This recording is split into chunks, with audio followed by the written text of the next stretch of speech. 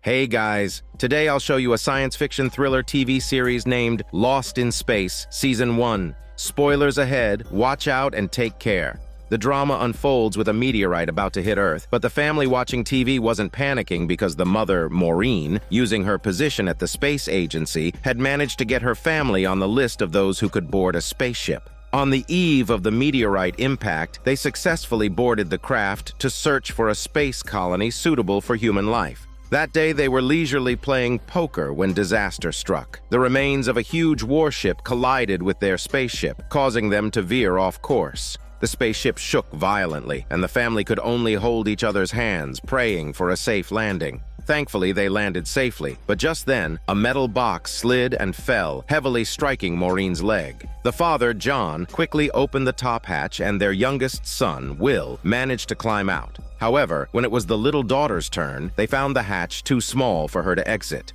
Will jumped down from the spaceship and stood on higher ground, only to discover that the planet was covered in snow and ice. John and others helped Maureen out through another hatch. At that moment, they suddenly heard the sound of the ice cracking. Water kept rushing in through the door, and their spaceship sank into the icy waters, with all their supplies and provisions inside. The immediate priority was to treat Maureen's leg, but all the medical equipment was on the spaceship, leaving them helpless. At this moment, Maureen did something that made everyone question her actions. She took off her helmet. John shouted to stop her because they had not checked if there's air yet, but actually, John had already risked himself. His pants had been torn at some point, indicating that the planet had enough oxygen for humans to survive. The family then removed their helmets and breathed in the fresh air of the planet. But they soon faced another severe problem. The sun was about to set in 6 hours, and the temperature would reach minus 51 degrees Celsius. Although the spacesuits had heating functions, the battery life was only 5 hours. Without electricity, they would freeze to death on this planet. At that moment, John thought of a way. That was to dive into the cabin to retrieve the batteries. But since John's spacesuit was damaged and Maureen's leg was broken, he turned his gaze to his son, because only he could go through the top hatch, the most direct route. But Will was bewildered and shivering. Upon seeing her brother's fear, his older sister Judy jumped into the water. John used the intercom to call his daughter back, but she took a longer route through another hatch. The temperature kept dropping, and soon the water would freeze. Fortunately, after some searching, Judy successfully retrieved the batteries. But when she turned around, she saw that the water in the cabin had begun to slowly solidify. Judy hurried to the surface, but the weight of the batteries severely affected her speed. The ice on the water's surface was visibly solidifying. Judy dropped the batteries and made a full effort to surface, but in the end, she was frozen in the water. Judy was swimming for her life in the freezing water, but the ice was forming at a visibly rapid pace. On the shore, her father was screaming for her to drop the batteries and swim harder. Yet, despite her efforts, she was trapped in the ice at the last moment. Faced with Judy's desperate situation, the family felt helpless. Fortunately, the spacesuits were equipped with oxygen and heating functions. While comforting her daughter, Maureen took a computer to check the remaining battery life of the spacesuit, which was less than 5 hours. They had to rescue Judy within that time. Maureen's expression revealed the seriousness of her leg injury, which wasn't promising. John, frantic, took out a knife and started chipping away at the ice, but relying solely on this small knife seemed an endless task. After much effort, he had only managed to make a small hole. Just then, a distant glacier emitted a bright light. Will, a brilliant student, quickly realized that the light could very well be from magnesium. Magnesium burns hot, and using ice could make it burn even hotter. Hearing this, John saw a glimmer of hope. Comforting his daughter, he and his son set off in search of magnesium.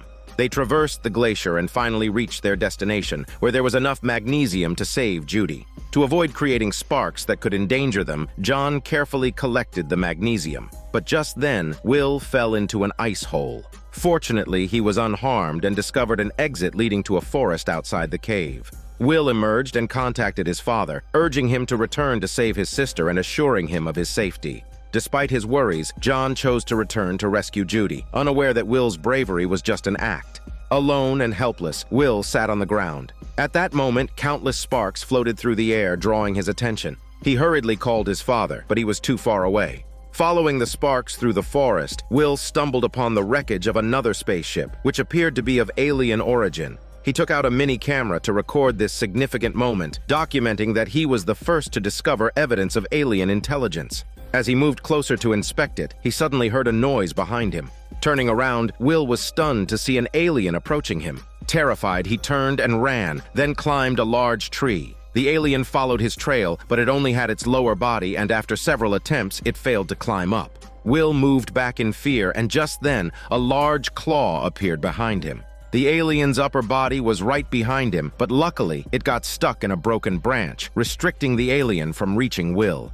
On the other side, John, having collected magnesium, hurried back. He scattered the magnesium on the ice and lit it with a torch. After an intense burning, a large hole was successfully melted through the ice. The family worked together to scoop out the water, and finally, Judy's hand appeared. But just then, the little daughter Penny noticed that the torch was about to be blown out by the wind. Lightning flashed, thunder roared, and suddenly a heavy rain began to fall. Due to the sudden drop in temperature, the freshly melted hole was quickly resealed by ice. The torch was doused by the rain, and the lighter wouldn't ignite due to the wet conditions.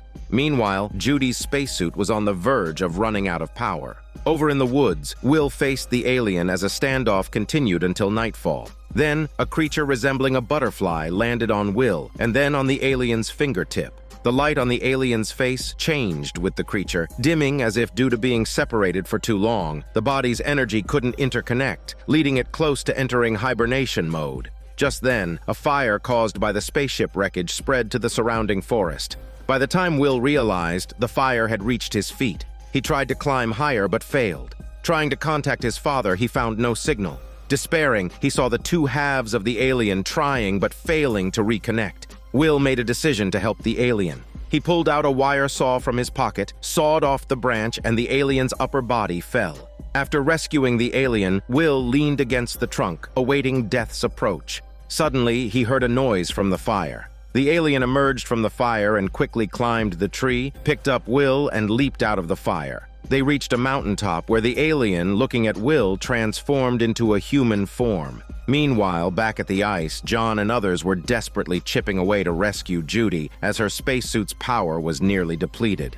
Their efforts seemed in vain. In the final moments, Will and the alien returned. At Will's request, the alien emitted a red light from his hands, instantly melting the hard ice layer. Then, he lifted Judy out. On Will's further request, the alien transformed into a mini-sun, providing warmth for the family throughout the night.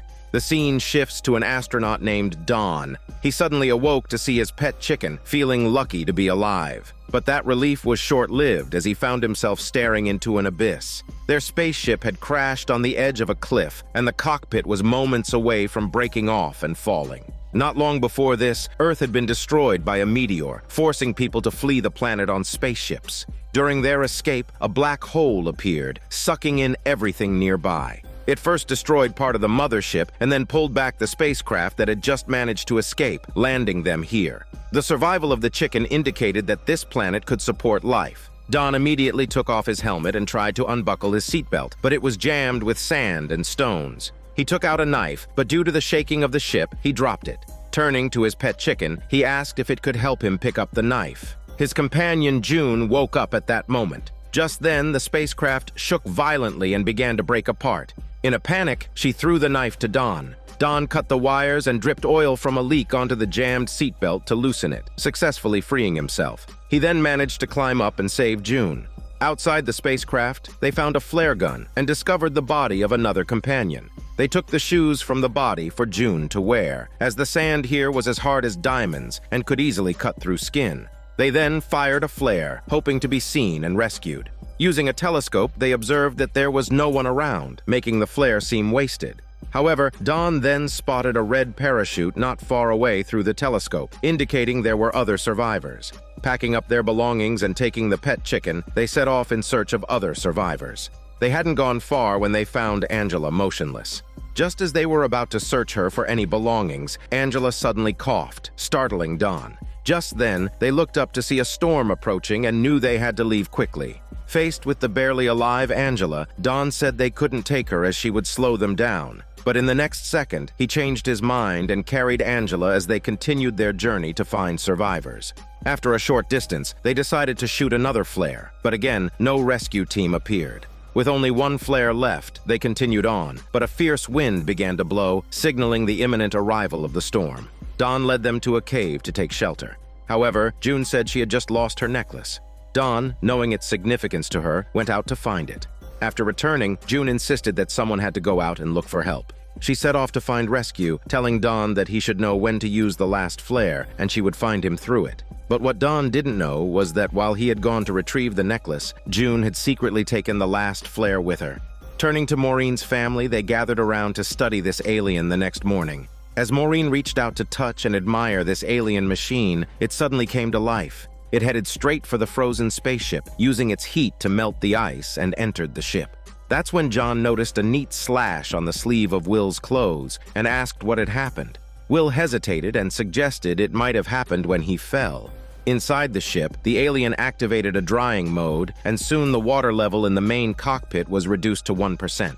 John was also busy repairing the spaceship. As the alien dried up to where John was, he approached cautiously, not entirely convinced that the alien was safe. Despite his doubts about what the alien truly was, they soon moved back into the ship after tireless efforts by everyone. To make it easier for Maureen to walk, they even created an exoskeletal mechanical leg for her, and it was a huge success. It was impossible to tell that she had an injured leg. While Penny was outside repairing a water pipe, she suddenly heard an explosion in the distance. Upon hearing the news, the parents, along with their son and the alien, set off to check for survivors. However, when they arrived, they only found wreckage. They left markers and stones so that any survivors could find and join them. As Maureen was using the communication device to call others, a strange noise suddenly came from the device. Will explained that it was from the alien's crashed spaceship. Curious, the family then embarked on a journey to find the alien spaceship.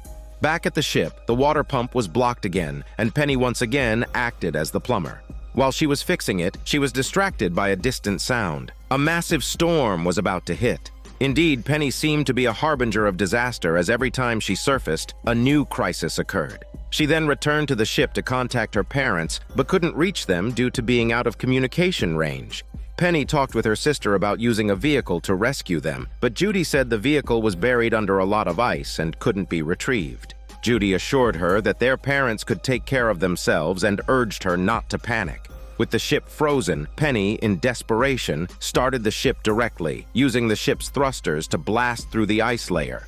When she got to the garage, Judy was still making snide remarks, saying she couldn't drive since she didn't even have a driving license. But when Penny pulled off the cover, she discovered there were no tires and they needed to be assembled. Soon, with Penny's efforts, the vehicle was assembled. However, Judy, haunted by past shadows, curled up in a corner. With no other option, Penny had to set off alone. She got into the vehicle, placed the cookies, closed the hatch, buckled up, ignited the engine, and released the handbrake before flooring the accelerator. Judy ran out when she heard the noise just as the vehicle was leaving.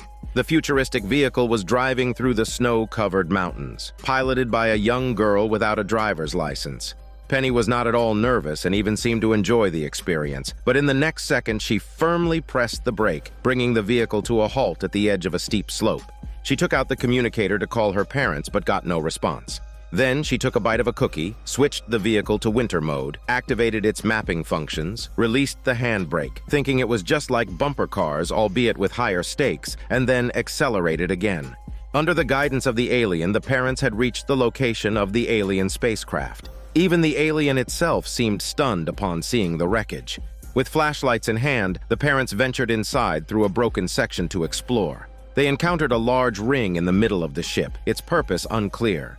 Meanwhile, outside, Will was playing a game of catch with the alien. Watching his son through a crack, John's face was etched with worry. As Will bent down to pick up the ball, the alien helped him lift a piece of the spaceship debris. Suddenly, the alien's facial light turned red, and the spaceship's systems activated. A planet appeared before them, likely the one they were on. Zooming out the image, a galaxy appeared, clearly not the Milky Way. They had arrived in an unfamiliar galaxy. Through the debris connection, Will accessed the alien's memories. He learned that the alien's mothership had been attacked by beings from this galaxy, leading to their unintended arrival on this unknown planet. Fear gripped Will as he darted out, with the alien in pursuit. The alien, looking remorseful like a child who had done wrong, bowed its head in front of Will. Upon Will's command, the alien raised its left hand, then its right, and when told to walk towards a cliff, it started to move without hesitation. Just as it was about to step off the cliff, Will ordered it to stop and come back. The alien knelt on one knee, and Will, reassessing the situation, accepted the alien again. When the parents emerged from the spaceship, they hurried back to the site. They were about to continue their journey when a storm hit. Will picked up something that had fallen and discovered it was a diamond. Diamonds began to rain from the sky, powerful enough to scar trees. The family, protected by the robot, took shelter behind a large rock. A falling diamond also scratched John's arm. At a critical moment, they heard their daughter's voice through the communicator. The alien morphed its face into a spotlight to guide Penny. She soon arrived, and they quickly got into the vehicle, with the alien clinging to the back of the vehicle. John floored the accelerator and drove them away from the area. Meanwhile, Don, who was hiding in a cave, spotted the vehicle with his binoculars. He quickly reached for a box containing the flare gun, only to find it empty. He then realized that June had stolen the flare gun, and it's been a ruse for her to send him to fetch the necklace. The people in the vehicle saw a flare not far away and drove directly to the rescue.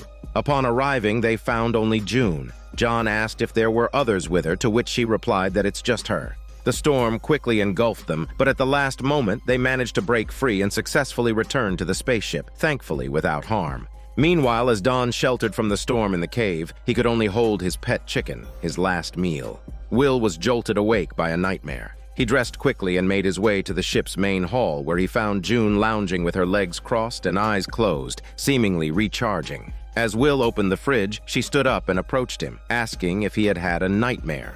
Will somewhat agreed, to which June remarked that she still experienced nightmares herself. Just then, the alien entered the room. Will apologized and prepared to head back to his bedroom. June gave a meaningful look, revealing that she had encountered these aliens before, on the mothership where they were in combat mode, harming humans. As Will passed by the alien, the ship shook violently and the ice above them cracked. The family rushed to the main hall to regroup, knowing they had to leave immediately to avoid the collapsing glacier. Maureen assigned tasks to everyone, but John brought troubling news. The engine had malfunctioned. The storm had clogged the air vents with sand and debris, preventing them from departing until it was cleared. Maureen returned to the hall to delegate tasks, and John went to clear the sludge near the fuel tank. The others cleaned parts that had been blocked by the storm. As John finished his inspection, he noticed something in the water behind him. Meanwhile, Maureen discovered that the 3D printer had been tampered with. Someone had run a program to create a weapon, though they didn't know who. While Maureen was cleaning the equipment, an alarm sounded. She rushed to the cockpit, only to discover that the fuel in the tank was slowly draining. They were running out of time. John hurried to check, while Maureen returned to the engine room to deal with the blockages. June then suggested they just cram into the vehicle and leave. Maureen dismissed the idea, noting that while one or two might survive for a while in it, it was impossible for everyone. June then pretended to fetch something and sneaked out to the storeroom, stuffing her bag with supplies, preparing to leave alone. At that moment, the alien, who had been helping to clean, suddenly turned and left. Will followed. The alien stopped under a pipe from which strange noises emanated. When Will tried to speak to him, the alien ignored him. Suddenly, two eel-like creatures fell from above, and the alien quickly shielded Will with his bulletproof muscles. In the next moment, to protect Will, the alien shoved him into the storeroom, locking both Will and the scheming June inside. On the other side, while John was inspecting the waters around the fuel tank, he was suddenly dragged into the water by something unknown. Later, when Will shouted for help, Penny and her mother rushed over but found only the alien, who warned them of a potential danger to Will since some creature was lurking on the ship. Maureen came to the hall and learned her husband was in the basement. Amidst the chaos, John returned to the hall, throwing an eel-like alien species at their feet, warning them not to go downstairs. Maureen placed its body on the table, smelled fuel on it, and realized that these creatures were consuming the fuel. Opening the control panel of the fuel tank, they discovered it was filled with these creatures. Fortunately, their ship had a secondary tank still intact. The only way to prevent disaster was to manually shut off the connection to the main tank, as the fuel level was critically low, risking contamination of both tanks. John attempted to retrieve a torque wrench from the storeroom, but the obstructive alien kept repeating that Will was in danger. With no other options, John had Judy use the 3D printer to create a wrench while he prepared to confront the creatures physically. In the storeroom, June learned from Will that the alien was protecting him as a way of showing gratitude for a past rescue, hinting at a possible telepathic bond between them. June fell into a deep contemplation. As John was fiercely battling the alien eels, the layer of ice above the spacecraft cracked once more, causing the ship to tilt. At that moment, Judy was trapped under a box, while Penny fell into a pool of sewage teeming with alien eels. Concurrently, the backup fuel tank was activated. John managed to pin one down with his body, then quickly grabbed a knife and plunged it in, ending the brief life of the alien eel. Meanwhile, Penny was scattering salt in the ship's corridors to drive away the creatures. But just then, the ice above the spacecraft cracked again, causing the ship to tilt. Judy was pinned under a sliding box, and Penny rolled into a pool full of alien eels. At this time, the backup fuel tank was also activated. John rushed to the basement to rescue Penny. Amid her cries, he cut the fuel line, drawing all the alien eels toward it. Judy managed to grab a wrench and unscrewed the box to free herself. In the storeroom, June tricked Will, convincing the alien to release her. However, as soon as she was freed, she headed straight to the ship's cockpit. June is no simple character in this show. Just 2 days ago, in a luxurious lakeside villa, she drugged her twin sister, extracted an identity chip from her arm, disguised herself as her sister, and boarded the mothership Resolute, whose primary mission was to carry passengers from Earth to Alpha Centauri. Unknown to her, her sister's lover spotted her and gave chase. He soon discovered her disguise, recognizing that she was not his lover. During their confrontation, the cabin door was inadvertently opened, and he was pushed into space as the countdown began. Despite the opening of the air valve and watching the man disappear into space, June chose not to stop. Now, once again ready to abandon someone else for her own escape, she sat in the seat ready to use the eject function to flee the ship. At that moment, she activated the switch, initiating a countdown that threatened the ship's structural integrity and would likely cause navigation failure. Once again, June was torn about whether to halt the ejection. At that time, Maureen was installing components but struggled to fit the last device. Surprisingly, June stepped in to help install it. At the last moment, they finally repaired the engine and completed all of the necessary preparations. They gathered in the ship's cockpit. John pushed the control lever, but the ship did not respond. An alarm indicated only 10% fuel remaining. Judy suggested releasing all the fuel, as the alien eels in the tank could clog the intake valves. Maureen acknowledged this, but the system warning indicated no backup fuel available. Judy assured her that the fuel in the lines would be enough to get them out. John agreed, and Judy opened the valve, releasing countless alien eels along with the fuel. At that moment, their spacecraft successfully started. The ice above continued to collapse, and John piloted the ship, carefully navigating through the glacier. Thankfully, his excellent piloting skills paid off, and they escaped just in time. A pristine forest appeared before them, but their relief was short-lived as their fuel was nearly depleted. Yet, an experienced pilot is always prepared. Though the spacecraft didn't land smoothly, it landed safely. At this point, they received another piece of good news. There were other survivors who had established a camp on this planet. The parents rushed to the storeroom where Will was located and found the alien protectively clinging to him. John looked on with admiration. Meanwhile, the mothership, despite being damaged, was still operational and undergoing accelerated repairs. June could not muster any happiness. It turns out that she had been captured and interrogated on the mothership earlier. The interrogator had told her that the process of her committing murder had been recorded by surveillance cameras. Just then, the ship's alarm interrupted the interrogation, allowing her to escape. It seemed that she was the only one who did not want to return to the mothership. Maureen discovered that the 3D printer had been tampered with. Records showed that someone had run a program in violation of the rules, creating a weapon, but they didn't know who. At that moment, an alien entered Will's bedroom and handed him a gun for self-defense. It turned out that the alien had secretly used the printer. June, observing the alien's friendly interactions with Will, grew envious and quickly stepped forward to flatter Will. It seemed she was already plotting to take advantage of the alien. If she could possess such an alien robot, she would rule the planet. Meanwhile, the parents had found another survivor camp on this strange planet. Seeing their fellow Earthlings was exhilarating. They embraced each other. Don was also there with his last meal. Angela, the young girl they had rescued that day, was lying in the spaceship's medical bay. While treating Angela, Judy learned that a group of alien robots had attacked them on the mothership. Maureen and others were still trying to contact the ship. At that moment, John discovered parts of the mothership's wreckage on the map. The parents and Don decided to investigate. Meanwhile, Judy, who had learned the truth, drove herself back to the spaceship to talk to Will, who had already known the truth. Judy was heading to use the communication equipment to inform her parents, but Will quickly explained that the alien was no longer as it used to be and had saved their lives. However, Judy didn't listen and rushed to the cockpit. Fortunately, Will was quick thinking and restarted the communication device, which wouldn't be usable again for another 30 minutes. Then Will began packing, preparing to send the alien away. However, June observed all this. After Will left, she took the gun that the alien had printed for Will from under his bed. Judy caught up with Will, who told her that to protect everyone, including the alien, he needed to take the alien to a cave. At that moment, Penny also caught up with them. The three of them set off together.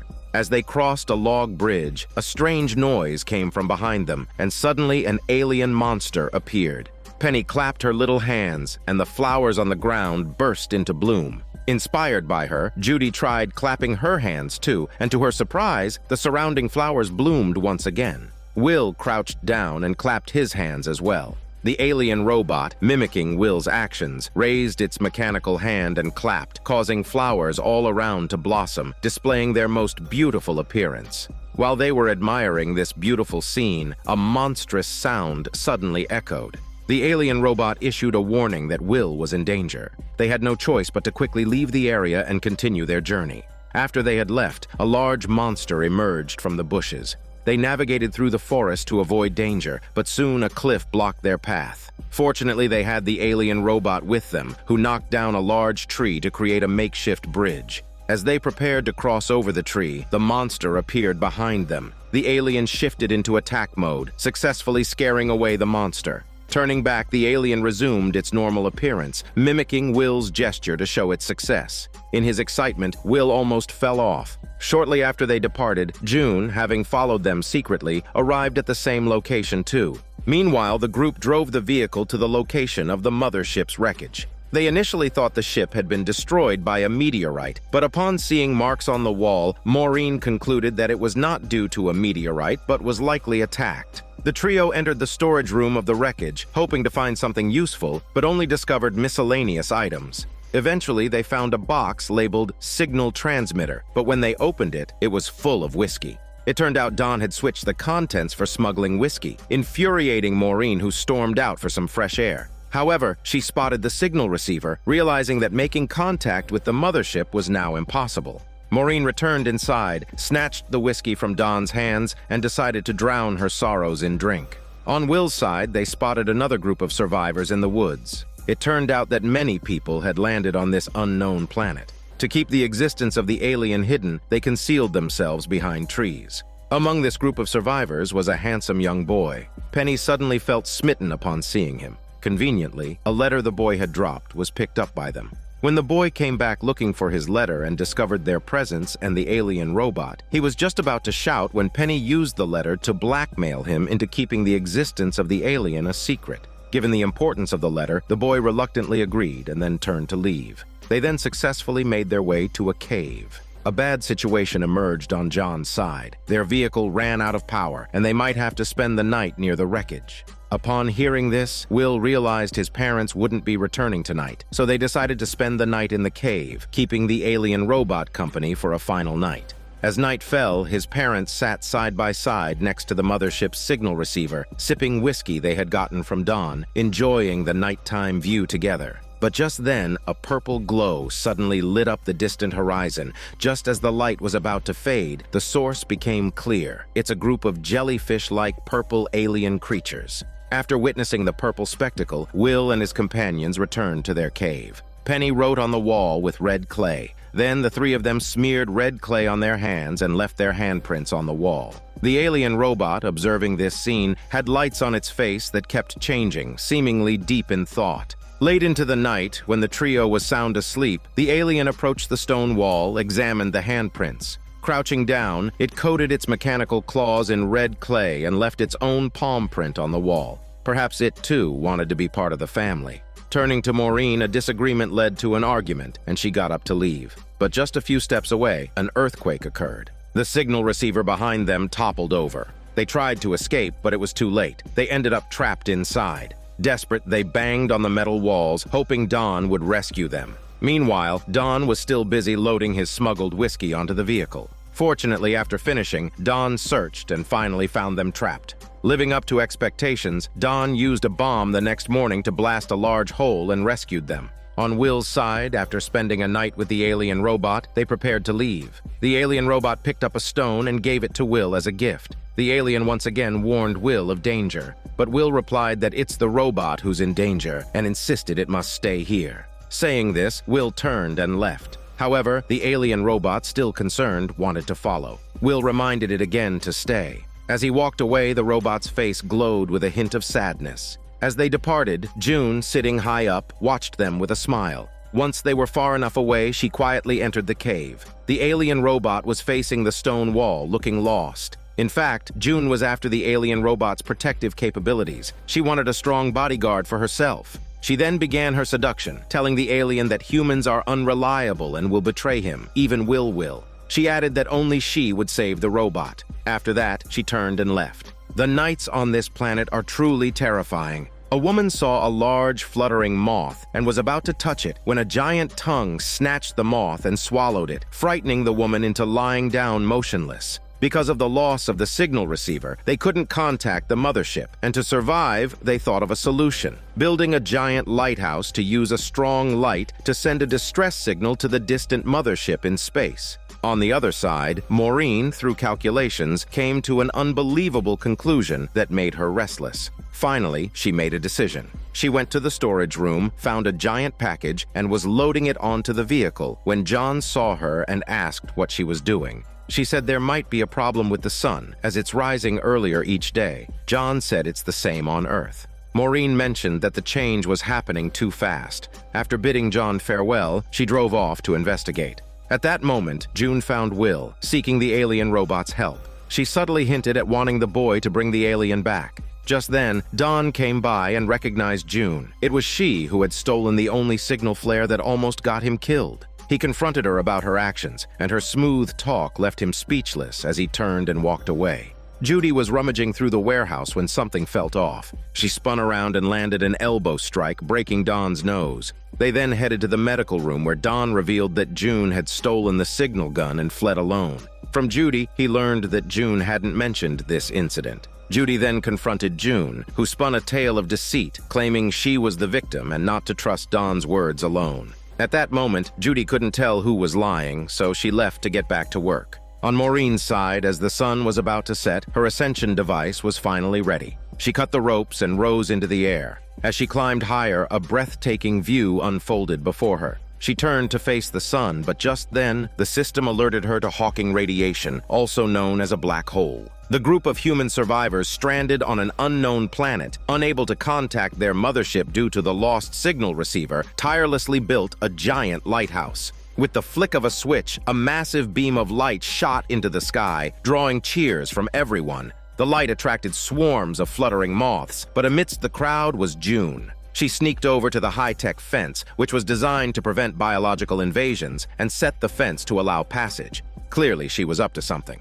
After everything, she returned to the camp and told John about his son hiding the alien in the woods. John then confronted Will, asking why he hid the robot. A panicking Will spilled everything, how their mothership, the Resolute, had encountered problems leading to their crash on this unknown planet, all because of the alien robot. Although it had once rampaged on the ship, it had since changed, saving their family and others during a storm. But John didn't want explanations, only the location of the alien robot. Will hesitated to tell him, fearing his father might harm the alien. Just then, the sound of a monster echoed. A beast climbed the giant lighthouse. As it roared, people scattered. The light that attracted the moths also drew the moth-eating monster, likely June's plan. The hastily built lighthouse couldn't withstand the monster's weight and collapsed instantly. Penny, who was just about to flee, was spotted by the monster. June urged Will to call the alien quickly. Now, no one cared about the alien robot's presence anymore. Her ultimate goal was to have Will summon it. Chased Penny hid inside a tent, thinking she'd escaped danger. But just then a broadcast from the mothership played. Penny rushed to turn it off, but was heard by the monster. She sliced open the tent and charged out. Luckily, John arrived just in time to rescue Penny. He prepared to fight back, but the knife seemed inadequate compared to the monster's long, unbrushed fangs. Just as the monster charged at them with a ferocious goose roar, it was suddenly knocked away. Upon closer inspection, it turned out to be the alien robot that had arrived just in time to save them. Seeing the robot, Will instantly breathed a sigh of relief, but the remaining humans looked utterly confused. Unexpectedly, the monster, seemingly unharmed, let out another roar and called another of its kind. Seizing the moment, John and his companions quickly fled for their shitty lives. Meanwhile, the alien robot was pinned down by the two monsters, not fighting back due to previous commands from Will. Watching this, Will started to panic and ran outside. At this moment, June inside the spaceship wore a triumphant smile, seeing the robot about to be torn apart. Will then shouted at it and urged it to turn strong. Understanding Will's command, the robot's facial lights turned red, and it easily flung the two monsters away, rising in a battle mode with 4 arms. When another monster attacked from behind, the now more powerful robot's hands glowed yellow, and it swiftly flung the creature away. Then, with 2 hands, it tore another monster's mouth and threw it aside, effortlessly eliminating both threats. Just when safety seemed assured, the robot lost its sanity and began targeting humans. Its claws glowing yellow, it prepared to attack. Will rushed in front of the robot while his father called out his name in desperation. His mother also returned at this moment. Will grabbed the robot's claws, and it looked at him and transformed back into its safe mode, its red light returning to blue. Meanwhile, the shady June inside the spaceship seemed to be plotting her next move. This incident allowed Will's family to accept the alien robot, and they brought it back to their spaceship. In the cabin, Maureen shared the test results with John. She had discovered that their planet's orbit had been compromised, and a black hole had appeared behind the sun. Under its influence and continuing on their current orbit, they would increasingly draw closer to the sun, and everything on the planet's surface would inevitably burn. If they did not escape the planet during this period, the group of surviving humans would face certain death. As they debated whether to inform others, their conversation was overheard by Penny, hiding at the door. The next morning, they gathered in the hall to discuss the incident with the alien robot. Through Angela's account, they learned that the attack had originated from these alien robots, severely injuring her and resulting in her husband's sacrifice. The survivor team's captain, Victor, suggested that they try the old Earth method of trial and detention for the alien robot. John intervened, explaining that the robot had changed, akin to a computer being rebooted or reprogrammed, and had saved their lives just the night before. In the end, they decided to temporarily keep the robot away from other humans. Hearing this, Angela angrily left, followed by June, who tried to manipulate her with sympathy, sharing their common adversities. June, pretending to be a psychologist, offered her help, but Angela left. Meanwhile, Dawn approached Victor, explaining their need for fuel to escape the planet, since alien eels had consumed the existing fuel. However, since their crashed spaceship was in a desert, the fuel there was likely uncontaminated. His condition was simply more money. While wandering outside, Angela was attracted by a green ribbon tied to a rope, leading her to a package, which upon opening, revealed a gun. Without hesitation, she tucked the gun behind her back. In the woods, Will was examining the stones of this planet when the alien robot approached him and offered him another large rock. Will said they have those on Earth too. The next second, the robot split the rock open to reveal ores of different colors inside. Then the robot raised its hand as if to high-five. The boy reciprocated, and the lights on the robot's face seemed to glow with happiness. Meanwhile, Don had already set off in search of fuel. He wasn't far along when a cliff blocked his path, and plumes of gas erupted from the plane ahead. Unperturbed, Don casually turned on some upbeat music and chose a detour. Back at the camp, Penny had asked the handsome boy out on a date. Upon arriving at their destination, they discovered that the waterfall had dried up due to the increasingly hot weather of the planet. Penny then revealed she was going to pretend to fall into the water and yell for help so he could rescue her, and then we could really fall into a hormone yoga session. Indeed, Penny had been attracted to the handsome boy since their first meeting, and now the two of them fell in love. But it's quite surprising that amidst such harsh conditions on an unknown planet, they still found the mood to fall in love. On Dawn's side, they had reached the location of the spaceship, but there was no sign of it. They suspected the ship might have fallen off the cliff, as the height made it impossible to see anything. Shortly after, Victor called off the deal and headed back to camp. When Judy found out about their deal, she confronted Dawn. Don admitted he was just trying to make some money and was frustrated now that he couldn't. Angrily, he kicked the ground, only to hear a metallic sound. Digging through the sand and stones, they discovered the spaceship had been buried right beneath their feet due to geological reasons. Quickly, they found the entrance to the ship's cabin and connected the fuel hose. As the area was prone to collapse, they stabilized the spaceship with 2 vehicles tied with ropes. Just as the last drop of fuel was extracted, the ship's center of gravity shifted and it was about to fall off the cliff. They decided to cut the ropes and let the ship fall. However, Don was still inside the ship. He rushed to the storage room, opened a box, and discovered the true identity of June. Knowing Judy's soft heart wouldn't let her give up, he had no choice but to cut the last safety rope himself. The ship then plummeted. As everyone rushed to the cliff to mourn, a hand reached out. At the last moment, Don had managed to escape. On the spaceship, Angela discovered June posing as a psychologist and underwent therapy with her. June used the opportunity to reawaken Angela's painful memories from her time on the mothership, but failed to move on to the next step in the therapy. Waiting outside the room, her smile indicated that everything was going according to her plan. After the therapy session with June, Angela couldn't stay put. She left the room and asked for the location of John's family's spaceship. Meanwhile, Will and a few others were playing poker on the spaceship. June noticed Angela approaching with the aid of a cane. Soon after, Angela found a pretext to send Will away by asking him to invite his mother to join the game. When the alien robot tried to follow, John assured it that Will would return, calming the robot. Penny noticed the robot's face screen changing expressions. It seemed to be smiling, a sight she had never seen before, which pleased John. But just then, Angela appeared behind him. When John asked if there was an issue, Angela raised a gun towards the robot. Seeing the gun, the robot's face screen turned red and shifted into attack mode.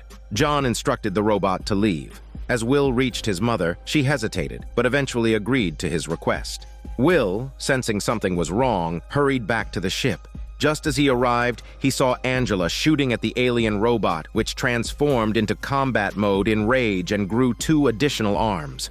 The robot moved towards Angela and flung John aside, who was in its path. Will yelled for it to stop, and the robot paused, recognizing his voice, but Will's face was filled with horror. The family gathered around John, while the guilt-ridden Will observed the alien robot, which seemed to have human-like emotions, standing at the doorway, looking down. Inside, June was comforting a frightened Angela, assuring her that no one would blame her and that everything would be all right. Will, carrying the alien robot, walked through the woods they knew well to a cliff. Embracing the robot, Will made his final farewell, telling it that he had to take responsibility and urged it to jump off the cliff. The alien robot looked at the cliff and then back at Will, as if checking if Will would stop it. Seeing Will's tear-streaked face, the robot stepped off the cliff, shattering into pieces.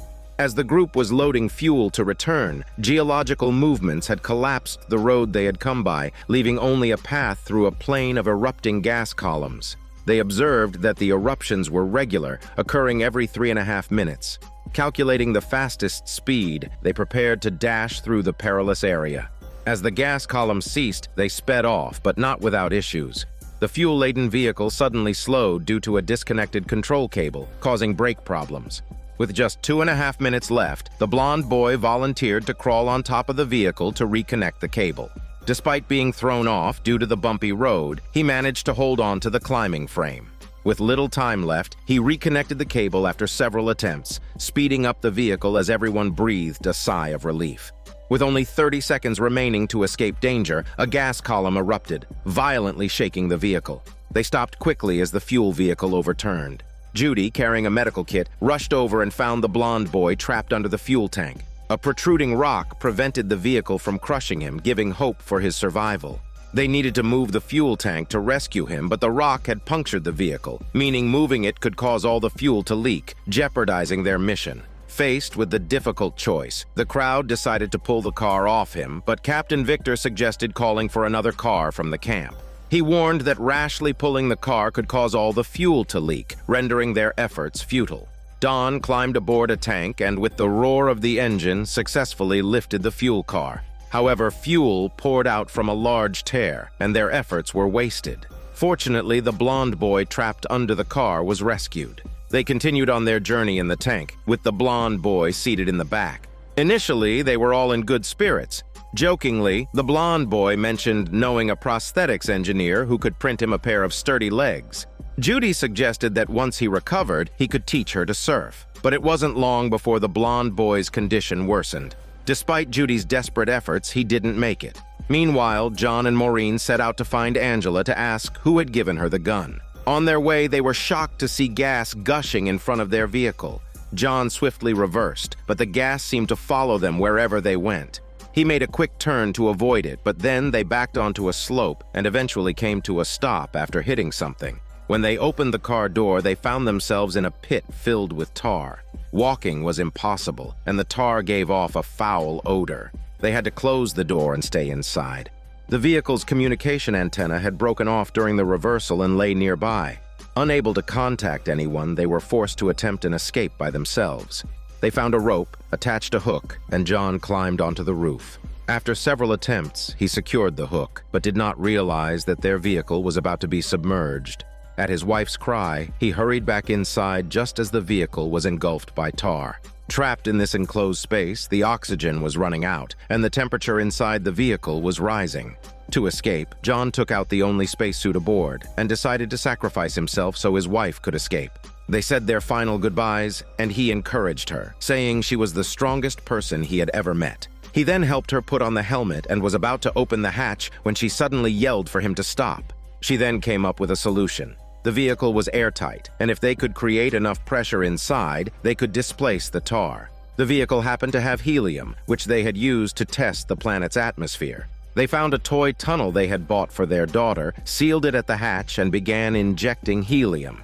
After a few breaths of oxygen, they crawled out through the hatch, and with a slice of a knife, they escaped death.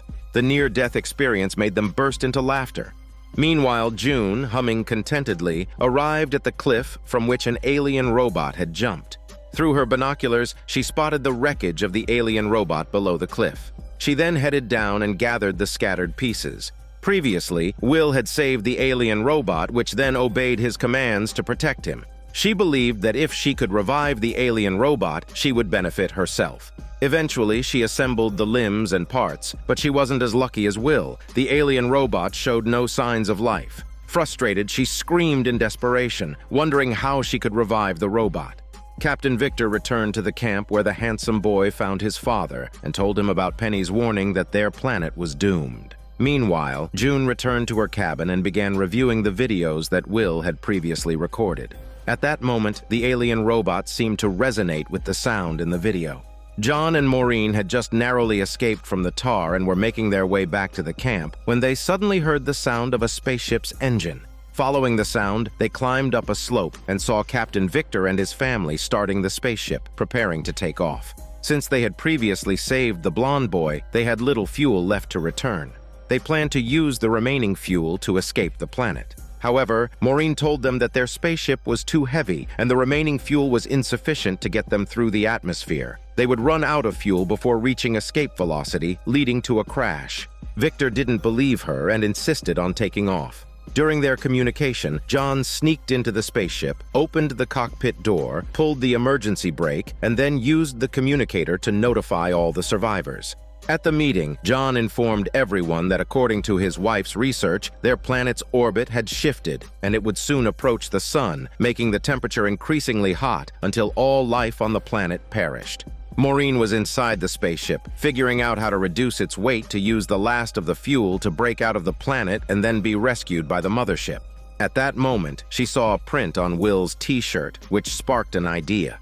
She quickly went outside the spaceship, saying that they needed to dismantle the useless parts of the spaceship to lighten it enough to escape the planet, including the navigation system. But the navigation system is like the brain of the spaceship, which is essential for takeoff. Maureen then suggested that they didn't need to navigate from inside the spaceship. In the early days of space travel, NASA's capsules were basically tin cans, and all commands were issued from the ground. So they could use this primitive method to launch from the planet. Then, they systematically proceeded with the dismantling of the spaceship. Maureen met with her daughter Judy, who informed her about June's identity fraud. They then drove back to the spaceship. Inside the spaceship, Maureen saw her son with June, so she sent Will away and tricked June into the storage room, locking her inside. June began to use sweet words to gain sympathy, but Maureen was no longer fooled by her, finding her untrustworthy. As Maureen was about to leave, June threatened her, claiming she had sabotaged the escape spaceship. Maureen didn't believe her smelly bullshit and turned to leave. Maureen found John, and because the spaceship had been stripped of many parts, it could only be manually piloted. The choice of pilot became the biggest issue. John and others were checking data on the computer. Due to the immense pressure during takeoff, it could cause unconsciousness, so they needed someone whose cognitive recovery time was the shortest. It turned out that John, with the shortest cognitive recovery time, was the only choice. However, John refused. He didn't want to leave his wife and children. Maureen then told him to keep his promise and return safely. They held a family meeting, and after discussion, they decided to let John take on the role. Before the official launch, they conducted a simulation test using ropes tied to the hatch to simulate gravity. As gravity increased, John fell unconscious, waking up shortly after. Under his wife's direction, he continued to pilot the spaceship, but it was still too slow, and the first attempt failed. They then began several more simulation tests, but after so many tests, John's body was overstressed, and they had to pause to let him rest. Just then, they received a notification from the mothership that due to the influence of the black hole, the mothership had to leave this part of the universe in 24 hours. If they couldn't board the mothership by then, it meant they would perish along with the planet. Will approached the storage room where June was detained. She told Will that there were others who could pilot the Jupiter spacecraft, and it didn't necessarily have to be his father. Just as Will was about to listen further, he was called away by his mother's shout. After a discussion among a few individuals, Don demonstrated his knowledge of the spacecraft. It was then they remembered that Don was the ship's repair technician, thoroughly familiar with its structure. He knew the spacecraft better than anyone and was asked to join the operation, but he initially refused. Just as he was about to leave, Judy caught up with him. Persuaded by Judy, he eventually softened his stance. Subsequently, the two men coordinated to start the test, which was surprisingly successful on the first attempt. But time was running short, and they had no time for a second test. John bid farewell to his family one by one, while Don left the arrangements for his pet chicken to Judy. Under everyone's watchful eyes, they boarded the vehicle and set off to prepare the spacecraft for takeoff. Maureen also returned to the spacecraft to start the launch procedures.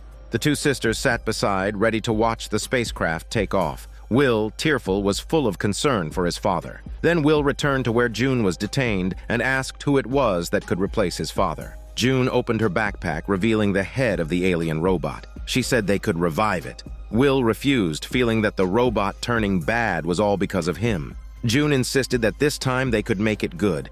If only he would open the detention door, they could go together and save the alien robot, allowing it to take his father's place so his father could return. The young boy fell into deep thought. By this time, John and Don had already reached the spacecraft, and Maureen was in position. With his wife's countdown, the spacecraft successfully took off. As the spacecraft ascended, the gravity increased, and they passed out. Awakened by Maureen's continuous calling, they regained consciousness. Under her direction, they successfully managed the operations, discharging heat from the overheating engine. Everyone breathed a sigh of relief upon seeing the successful operation, and then they encountered the next danger zone, the noctilucent cloud. Just as the two were preparing to receive the next instruction, a figure appeared behind Maureen and knocked her unconscious. It turned out to be June. The scene shifts to Will being tied up in the room where June is held. It turns out that Will released June due to her manipulation. Without command, the spaceship soon explodes in midair under everyone's watchful eyes. It seems that John and Don had just sacrificed themselves like that. Inside the hall, 3 people are immersed in the sadness of the explosion. But Will believes his father is still alive. It must be a machine problem that they can't contact father right now. At this moment, Judy plans to go search for her mother, who was taken away by June. Will wants to go too, but Judy refuses and asks Will to stay. Will knows deep down that all these events are due to his own resentment. Holding the signal receiver, he returns to his room. Judy prepares the final dinner before setting off to find her mother. Elsewhere, Maureen wakes up to find herself facing the disassembled remains of the alien robot and June, who had been released. Then June ties Maureen to a tree and starts assembling the remains of the alien robot, but still there is no response. June thinks the problem might not lie with the alien robot, but with the spaceship. Saying this, she takes Maureen into the spaceship. Maureen tries to push June away to escape, but unexpectedly triggers a reaction similar to one that happened previously on the mothership. The spaceship's charge drive engine reacts. Maureen says she had seen it before. When she touched it in a restricted area on the mothership, it reacted in the same way. Then, both of them lift their hands and touch the groove simultaneously. Unexpectedly, the spaceship's charge drive engine is successfully activated, and the alien hatch is really opened. This triggers memories in June, showing that during her escape on the mothership, she overheard two people arguing about the disaster, saying that the aliens might return to take it back. If the engine is lost, everyone will die, so it must be protected at all costs. Now they finally understand that the robot didn't attack the mothership randomly. Humans, having developed technology for space travel, actually captured an alien spaceship and stole its engine. The aliens were merely trying to retrieve what was theirs. At this moment, Judy inside the vehicle used a locator to find a signal far away. Upon checking, she realized it was her mother's vehicle. She immediately set off to rescue her. June was busy assembling an alien robot. Although they had just found the spaceship's engine, the robot remained unresponsive. Frustrated at the pile of useless metal in front of her, June couldn't help but lash out in anger, even kicking it. But what she didn't notice was that when her arm touched the wreckage of the alien spaceship, it slowly began to change. At that moment, she noticed some rustling and chicken screams in the bushes. Curious, she went to check, and upon parting the bushes, she found the pet chicken. Just then, Judy appeared behind her and knocked June out with a stun device. She quickly freed her mother, grabbed the pet chicken, closed the vehicle door, and prepared to leave. However, the alien robot blocked their path, having unexpectedly come back to life. They tried to reverse, but the robot grabbed the bumper. The vehicle didn't budge, with only the rear wheels spinning. Then, the stunned June surprisingly emerged from behind the alien robot, which then issued a warning. The alien robot seemed to have recognized June as its master because she revived it.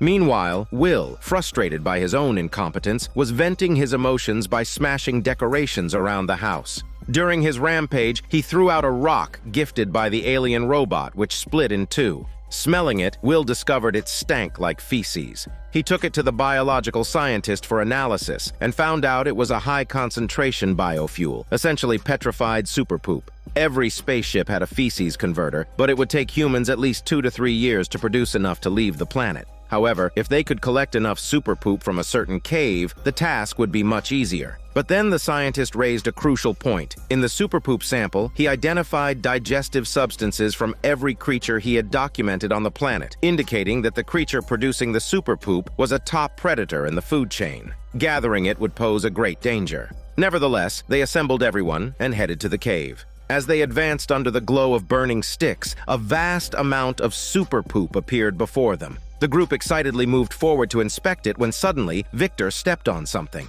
Crouching down, he realized it was a fresh pile of poop right under his foot. Shining his flashlight upward, he saw giant alien bats looming overhead. They convened to discuss their situation. The good news was that there was enough super poop to fuel all their Jupiter spacecraft to leave the doomed planet. The bad news was that they needed to break down the super poop and transport it out of the cave without making any noise. Carefully, they entered the cave to collect the super poop.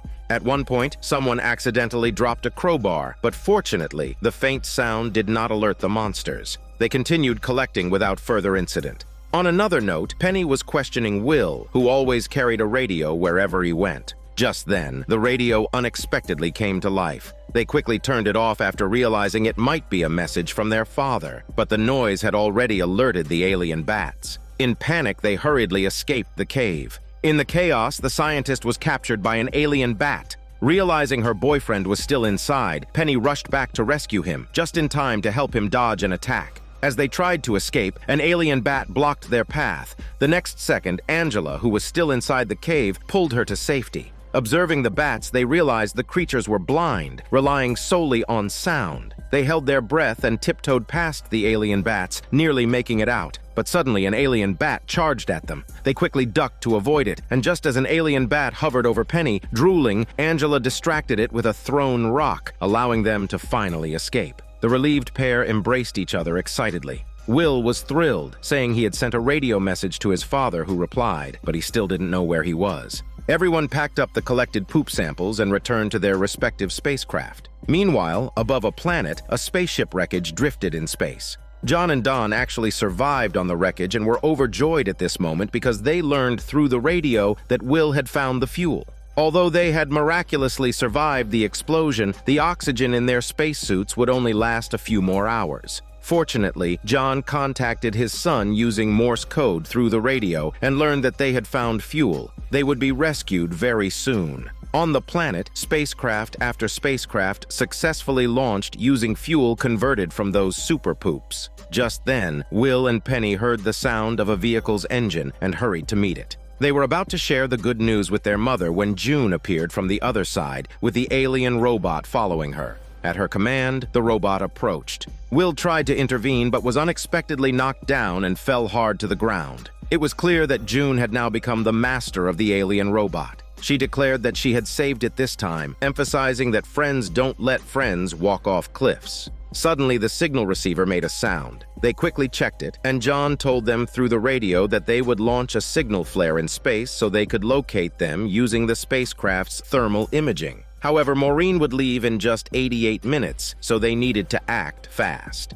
Although June disagreed with their plan, she couldn't pilot the ship and had to reluctantly agree. Meanwhile, in space, Don was assembling circuits, preparing to release a stream of combustion gas from the remaining oxidizer in the wreckage's pipes. Just then, a floating object in his helmet got into his eye, and unable to see, he had to pass the assembly task to John. On board the spaceship, Will handed a baseball to the alien robot, hoping to awaken memories within it. Unexpectedly, the robot simply threw the baseball away, leaving Will disappointed. Just as the spaceship was about to take off, the planet faced its final destruction. Everyone took their places. Under Maureen's piloting, the spaceship successfully launched and navigated through the foggy turbulence into space. But then, a strange phenomenon occurred. Despite entering space, gravity did not seem to cease and items did not float as expected. Will asked his mother if they had entered orbit, and she confirmed they had. It turned out that before they left the planet, the robot had retrieved an engine from the alien spaceship and hidden it beneath the vehicle.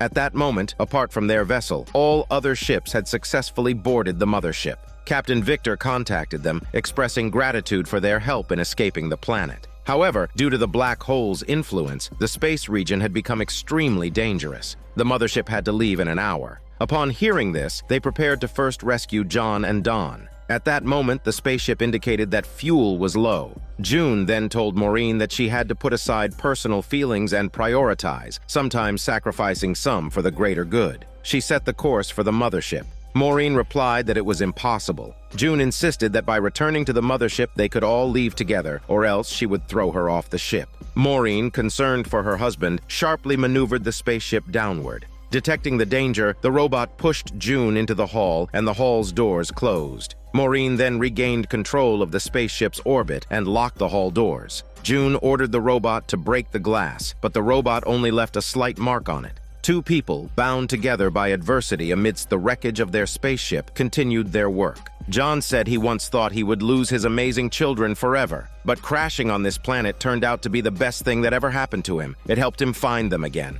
Don was moved by John's words, tears welling up in his eyes. He managed to clear the particles that had blurred his vision, took over the unfinished task from John, and successfully ignited the wreckage. Meanwhile, Maureen, using thermal imaging from the mothership, successfully located them. She put down the ship's harpoon and prepared to shoot it to rescue them, then started the spaceship towards them. Soon, Will spotted them. At that moment, June found the emergency escape exit and made her way out. Hearing the noise, Maureen fired the harpoon, but it stopped just short of its target. John quickly called his wife. But back on the ship, June and the alien robot had emerged from the main hall. Maureen and others had already left the cockpit and taken refuge in the ship's garage. She told the children to quickly board the vehicle, preparing to face the robot alone. However, Will, refusing to believe in the robot's betrayal, approached it and asked if it knew who he was, telling it he was its friend. The lights on the robot's face seemed to flicker as if it was thinking, then it extended its hand. Just then, Maureen, operating a crane, flung the robot out into space and then secured Will and herself to a post with a rope, opening the hatch. The sudden suction threw everything in the ship, including the robot, into space.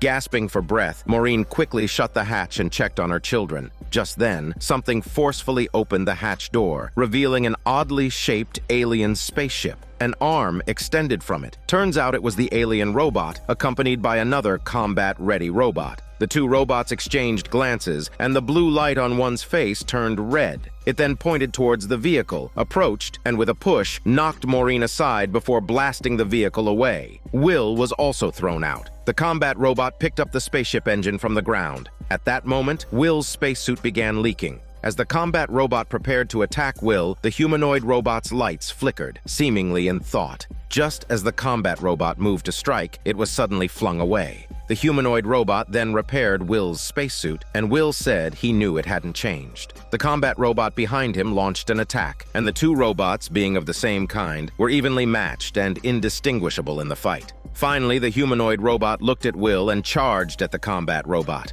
Both robots drifted into the vastness of space. Will went to check on his mother. Although her spacesuit was leaking, it could hold out a bit longer. The glass on the vehicle was now cracking. The only solution was to close the hatch, but since it had been forcibly opened, the hydraulic mechanism was damaged. Only Will crawled out to manually close the hatch. He found the switch outside the ship and with relentless effort managed to close the hatch. Next, he needed to climb to the other side of the ship to enter through the airlock. Just as victory seemed within reach, he accidentally slipped into space. Just then, a figure appeared and saved Will. It was his father. It turns out, just moments before, June, having a change of heart, had saved John and Don. Meanwhile, the mothership hadn't abandoned them and was slowly approaching. But just then, a strange noise arose. The engine of the alien ship inside the garage extended tentacle-like lines, taking control of the entire ship. A massive beam of light appeared, and they were sucked into a black hole. As the light faded, they found themselves in an unknown star system, resembling the pattern the alien robot had drawn on the ground. This marked the end of the first season.